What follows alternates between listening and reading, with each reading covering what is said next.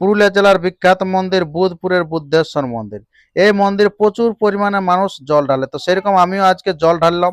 আর জল ঢালার পর আপনারা এখানে প্রচুর ভক্ত এখানে দান করে, এবং সেই দানের টাকা কি কাজে লাগে সেই বিষয়ে আমি আজকে আপনাদের কাছে তুলে ধরবো, যে এত টাকা কোথায় যায়। তো তার সমস্ত তথ্য আজকে আমি আপনাদের কাছে তুলে ধরেছি, তার ভিডিওটি কন্টিনিউ ভাবে দেখতে থাকুন। আর যদি আপনার চ্যানেল হয়ে থাকে নতুন, তো চ্যানেলটিকে সাবস্ক্রাইব করে থাকুন পরবর্তী ভিডিও সবার আগে সবার প্রথম পাওয়ার জন্য। আমরা সে জল ঢালার জন্য লাইনে দাঁড়িয়ে আছি। তো লাইনে যখনই আমরা পুরুষের একটা লাইন আছে, একটা মহিলা, তো পুরুষের লাইনে আমি আছি। তো যে যতই যাচ্ছি, তো যেই আমরা দ্বার পাড়েছি তারপরে আমরা কিন্তু সে দান পাত্র পেয়ে গেছি। এখন জল ঢালা হয়নি, তার আগে কিন্তু দান পাত্র, এই যে প্রচুর লাইন এবং পুলিশ প্রশাসনও আছে। তো এইখানের এই যে টাকা, এই টাকা আমিও এখানে দান করলাম। তো দান করার পর সেই টাকা কোথায় যাচ্ছে, কি হচ্ছে, তার সমস্ত তথ্য আমরা এইবারে কিন্তু আপনাদের কাছে তুলে ধরছি সেই ব্রাহ্মণের কাছ থেকে। আপনারা দৃশ্যগুলো দেখতে থাকুন। এই দানটাকে গোটা দিনের কয়েক ঘন্টা, আজকে সকাল থেকে আজ সকাল থেকে এই টাকাটার কাজ কি হয়?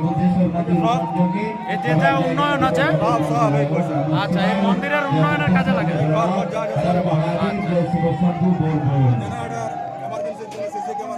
আচ্ছা, সব এই থেকে হচ্ছে। আচ্ছা, কোন সোমবার বেশি ভিড় থাকে? এই সোমবারে।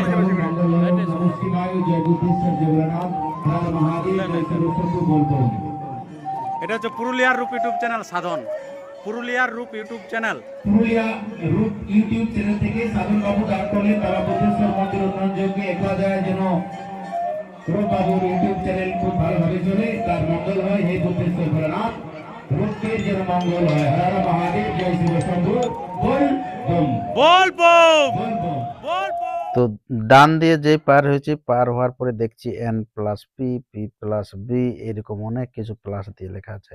শুনেছি নাকি যদি ভালোবাসার মানুষের নাম নিয়ে নাকি এটা লিখলে নাকি তা পূর্ণ হয়। তো কতটা সত্যি কতটা মিথ্যা তা জানি না আর কি।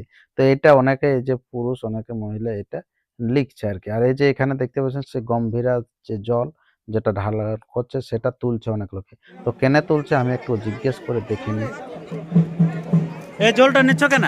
এটা বাবা সেনার জল। আচ্ছা, বাবা সেনার জল। রাক্ষস কালিন্দী দান করলো।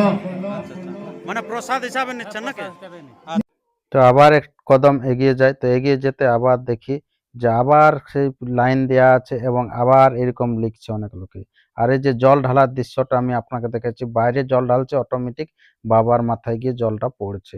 সেই দৃশ্যটাই আমি আপনাদের কাছে দেখালাম। এখন কিন্তু ভিতরে প্রবেশ করতে দেয়নি, প্রচুর ভিড়, সেই কারণে ভিতরে প্রবেশ করতে দেয়নি। তার কারণে আমি আপনাদেরকে দূর থেকে দেখিয়ে দিচ্ছি। আর মন্দিরটি হচ্ছে, এই মন্দিরটা হচ্ছে সম্পূর্ণ একটু পাথরের তৈরি এবং ছোট মন্দির।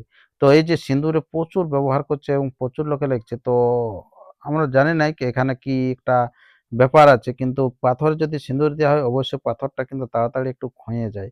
আর এটা শুধুমাত্র পাথরের তৈরি, দেখুন নিখুঁত কতভাবে ফুলগুলো করেছে। এই মন্দিরের ইতিহাস অনেক পুরোনো দিনে তৈরি মন্দির।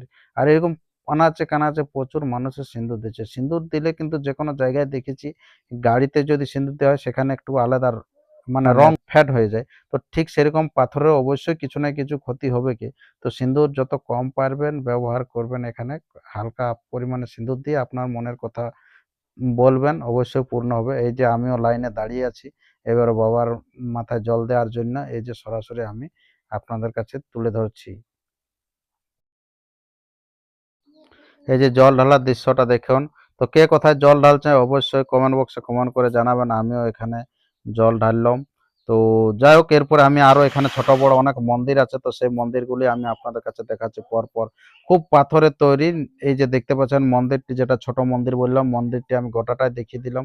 খুব ছোট, এখানে বেশি মানুষ ভিতরে যাওয়া যায়নি, তার জন্য বাইরে থেকে জল ঢালার ফাংশনটি করা হয়েছে। তো পরবর্তী সময় আমি আপনাদের কাছে তুলে ধরবো যে এই মন্দিরটি কিভাবে তৈরি হয়েছে, শুধু পাথর দিয়ে তৈরি হয়েছে, কতদিন আগে তৈরি হয়েছে, কিরকম ভাবে তৈরি হয়েছে, তার সমস্ত তথ্য আমি আপনাদের কাছে পরের ভিডিও দিয়ে থাকবো। তো সেই ভিডিওটি দেখার জন্য আপনারা ইউটিউব থেকে দেখলে চ্যানেলকে সাবস্ক্রাইব করে থাকবেন এবং ফেসবুক পেজ থেকে দেখলে পেজটিকে ফলো করে রাখুন। এই যে দেখুন এই পাথরের মূর্তিগুলো দেখতে পাচ্ছেন, এই মূর্তিগুলো ছিল না আগে, ধীরে ধীরে বসানো হয়েছে। বেশ কয়েক বছর এই মাত্র বসানো হয়েছিল, তার আগে এগুলোকে সম্পূর্ণ খালি ছিল, শুধুমাত্র মন্দিরটি ছিল, বাকি কোনো কনস্ট্রাকশনের কাজ ছিল না। এখন কিন্তু খুব সুন্দরভাবে শেড তৈরি হয়েছে, অনেক মন্দির স্থাপন করা হয়েছে। এই মূর্তিগুলো, এই যে এটা গণেশ বাবাজির মূর্তি, সেরকম অনেকেই মূর্তি হয়েছে। তো যাই হোক, আর একটা বাইরে আছে শিব মূর্তি, তো সেই শিব মূর্তি আমরা কিন্তু আবার 50 টাকা এই বুদ্ধেশ্বর ভরা হয় পানি ভক্তির যেন মঙ্গল হয় ওম নমঃ শিবায় হর হর মহাদেব শম্ভু বলব। জয় বাবা পুতপুরের বুদ্ধেশ্বর বাবা ভোলেনাথ। বিনা দান করুন। তো আর বেশি ভিডিওটি দীর্ঘায়িত না করে আমরা ভিডিওটা এখানে শেষ করলাম। নমস্কার।